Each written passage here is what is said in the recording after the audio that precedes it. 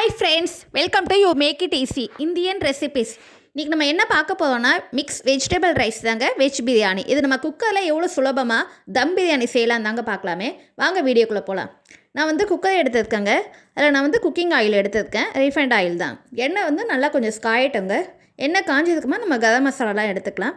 சின்ன துண்டு பட்டை எடுத்துக்கலாம், ஒரு சின்ன கிராம்பு ஒரு 2-3 எடுத்துக்கலாம், ஏலக்காய், அன்னாச்சிப்பூ, இவ்வளோ போதுங்க நமக்கு வந்து ஸ்பைசஸ் வந்து.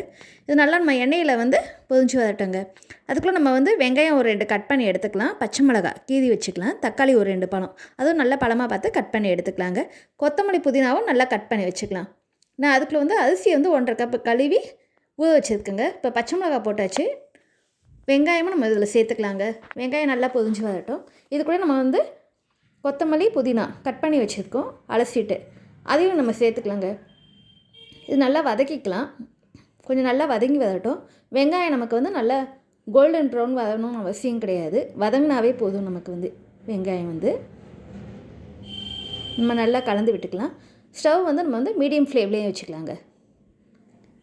பார்த்திங்களா, இந்த அளவுக்கு வதங்கினா நமக்கு போதும். பச்சை மிளகா, வெங்காயம், கொத்தமல்லி புதினால கலர் மாற வேண்டாம். நம்ம தக்காளி சேர்த்துக்கலாங்க. நீளமாக தான் நறுக்கி வச்சுருக்கேன். தக்காளி பழம் நல்லா வதங்கி வரட்டுங்க. அந்த அளவுக்கு நல்லா வதக்கிக்கலாம். தக்காளி பழம் நல்லா வதங்கினதுக்கப்புறமா நம்ம வந்து இதில் வந்து தேவையான அளவு நம்ம உப்பு சேர்த்துக்கலாங்க. நமக்கு வந்து வெஜ் பிரியாணி கொஞ்சம் கலர்ஃபுல்லாக இருக்கணுக்காக நம்ம வந்து குழம்பு மிளகாய் தூள் இருக்குல்லங்க வீட்டில், அதே நான் ஒரு 1/4 ஸ்பூன் சேர்த்துக்கலாங்க. நம்ம ஏற்கனவே பச்சை மிளகாய் போட்டிருக்கோம், அந்த காரம் போதும். அதனால் ஒரு 1/4 ஸ்பூன் சேர்த்தாவே போதுங்க மிளகாய்த்தூள். அது சேர்த்து அதோட பச்சை வாசனையும் நல்லா வதக்கி எடுத்துக்கலாம். நான் இப்போவே வந்து தேவையான அளவு உப்பு சேர்த்துக்கிட்டேங்க, கல் உப்பு. நமக்கு தேவைப்பட்டுச்சுன்னா நம்ம மறுபடியும் சேர்த்துக்கலாம் உப்பு.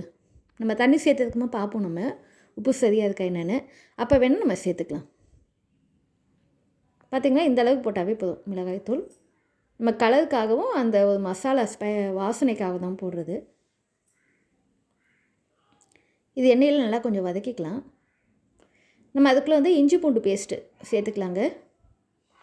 நான் வந்து மிளகாய்த்தூள் வதக்கினதுக்கப்புறமா தான் இஞ்சி பூண்டு பேஸ்ட்டு வதக்குறேன், ஏன்னா நமக்கு வந்து அடி பிடிக்காது, அதுக்காக தானே. இல்லைனாச்சும் நமக்கு என்னென்னா குக்கர்லேயே நம்ம வந்து இஞ்சி பூண்டு பேஸ்ட் வந்து அப்படியே ஒட்டிக்கும்.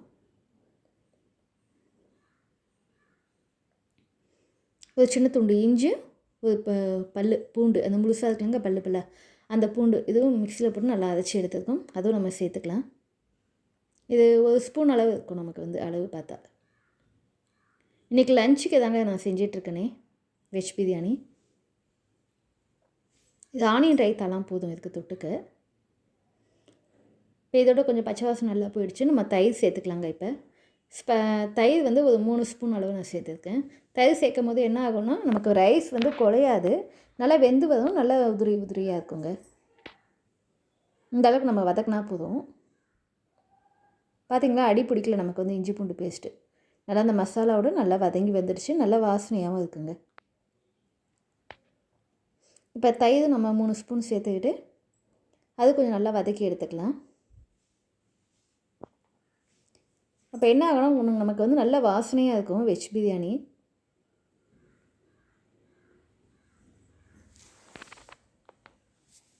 நல்லா இந்த எண்ணெயெல்லாம் பிரிஞ்சு வந்துடுச்சு பார்த்திங்களா, இந்த அளவுக்கு நம்ம வந்து வதக்கி எடுத்தால் போதும். நான் 3 ஸ்பூன் அளவு சேர்த்துருக்கேங்க தயிர் வந்து. இப்போ தயிர் நல்லா வதக்கிட்டோன்னா அதோட பச்சை வாசனையும் போயிடும். பார்த்திங்க எந்தளவுக்கு நல்லா வதங்கி அந்த எண்ணெயெல்லாம் நமக்கு வந்து நல்லா பிரிஞ்சு வந்துடும். நம்ம குக்கரில் செய்யணும், நம்ம ஈஸியாக இருக்குங்க தம் பிரியாணி வந்து. நல்லா வதக்கி எடுத்தாச்சு. இப்போ நான் வந்து 1.5 கப் அரிசி எடுத்துருக்கேன். தண்ணி வந்து அதுக்கு வந்து நான் 3 கப் எடுத்துருக்கேங்க. இது நம்ம வந்து சாப்பாட்டு அரிசியில் தான் செய்யுது இந்த வெஜ் பிரியாணி. எல்லார் வீட்லேயும் இருக்கும்ல இங்கே சாப்பாட்டு அரிசி, பொன்னி அரிசி இருக்கும், அந்த அரிசியை நம்ம எடுத்துக்கலாம். இல்லை பிரியாணி அரிசி இருந்தால் அதுவும் நம்ம சேர்த்துக்கலாம், நம்மளோட விருப்பம் தான் இது வந்து. நான் இப்போ வந்து 3 கப் தண்ணி அளந்து எடுத்துக்கிறேன். இதில் சேர்த்துக்கலாம் தண்ணியை நம்ம.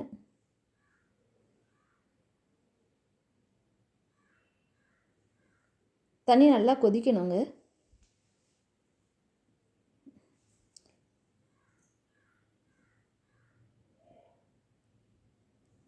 தண்ணி நல்லா கொதிக்கட்டும். நம்ம அதுக்குள்ளே வந்து இந்த கேரட், பீன்ஸ், பச்சை பட்டாணி இது 3மே நம்ம கட் பண்ணி எடுத்து வச்சுருக்கோம். நம்ம அலசிட்டு நம்ம போட்டு வதக்க வேண்டாம் வெஜிடபிள்லாம். என்னன்னா கலர் மாறிடும் அது வந்து. இப்போ பார்த்தீங்கன்னா கலர்ஃபுல்லாக இருக்கும் அந்த வெஜிடபிள் சேர்க்கும் போது. இப்போ உப்பு பத்தலை, நான் உப்பு சேர்த்துக்கிட்டேங்க. நீங்கள் இந்த டைமில் நீங்கள் வந்து உப்பு பார்த்துக்குங்க சரியாக இருக்கா என்னென்னு. நீங்கள் தேவைப்பட்டால் உப்பு சேர்த்துக்குங்க. கேரட், பீன்ஸ், பட்டாணிலாம் நான் சேர்த்துக்கிறேன். இப்போ நமக்கு பார்க்கும்போது கலர்ஃபுல்லாக இருக்கும் வெஜிடபிள். வதக்காமல் போட்டாலும் நல்லா தாங்க இருக்கும். நம்ம வேணும்னா நம்ம வந்து உருளைக்கிழங்கு கூட நம்ம சேர்த்துக்கலாம். நம்மளோட விருப்பம் தாங்க காலிஃப்ளவர் சேர்க்குறது. இதெல்லாம் உங்கள் வீட்டில் என்ன வெஜிடபிள் இருக்கோ அதை சேர்த்துக்குங்க நீங்கள். இப்போ தண்ணி நல்லா கொதித்து வரட்டும். நல்லா கொதி வந்துடுச்சு பார்த்தீங்களா.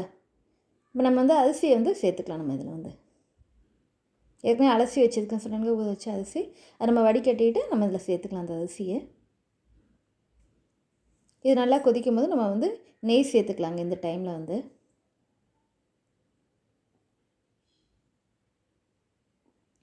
நெய் எப்போவும் இந்த மாதிரி கொதிக்க விட்டு நம்ம சேர்க்கும் போது என்ன ஆகும்னா, இந்த அரிசியோட நெய் நல்லா மிங்கிள் ஆகிடும். நல்லா வாசனையாக இருக்கும். சாப்பாடு வந்து நெய் வாசனை எடுக்கும்.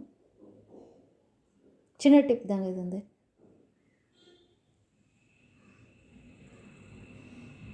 நல்லா கொதிச்சிட்ருக்கு பார்த்தீங்களா. நம்ம நெய் சேர்த்துட்டு நமக்கு அந்த அளவுக்கு கொதிக்க விட வேண்டாம். நம்ம மூடி வச்சிடலாம். அந்த நெய்யோட வாசனை எல்லாமே அந்த சாப்பாடு நல்லா இதுவாகும். நல்லா கொதிச்சிட்ருக்கு பார்த்தீங்களா. எப்போவும் நம்ம அரிசி போட்ட உடனே நம்ம வந்து குக்கர் மூடக்கூடாது. இது நல்லா கொதிக்க விடணும். நம்ம வந்து அந்த தண்ணி கொஞ்சம் கம்மியாகட்டும், வற்றி வரட்டும்.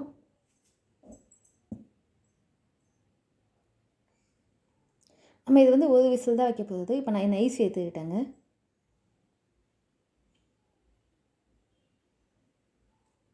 ஓரமாக அப்படியே சும்மா கலந்து விட்டுட்டு அந்த அரிசியெல்லாம் எங்கே பார்த்தாலும் சமமாகிடும்.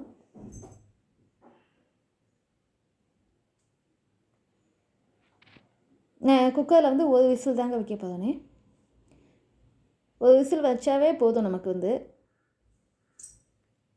நல்லா கொதிச்சிட்ருக்குங்களா. நல்லா கொதிச்சதுக்கப்புறமா நம்ம போடுறோமே. குக்கர் மூடிட்டு நம்ம விசில் போடலாங்க. வெயிட் போடலாம். ஒரு விசில் வந்தால் போதும் நமக்கு. நீங்கள் தம் போடலைன்னா நீங்கள் வேணால் 2 விசில் வச்சுக்கோங்க. 2 விசில் வச்சு ஸ்டீம் போனதுக்கப்புறம் நீங்கள் எடுத்து ஓப்பன் பண்ணி பார்க்கலாம்.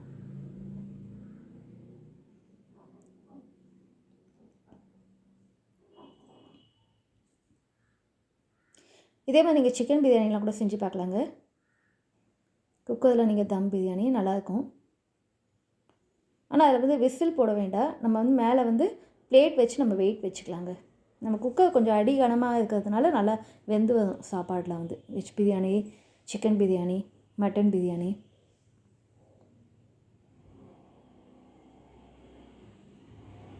இப்போ நமக்கு ஒரு விசில் வந்துடுச்சு.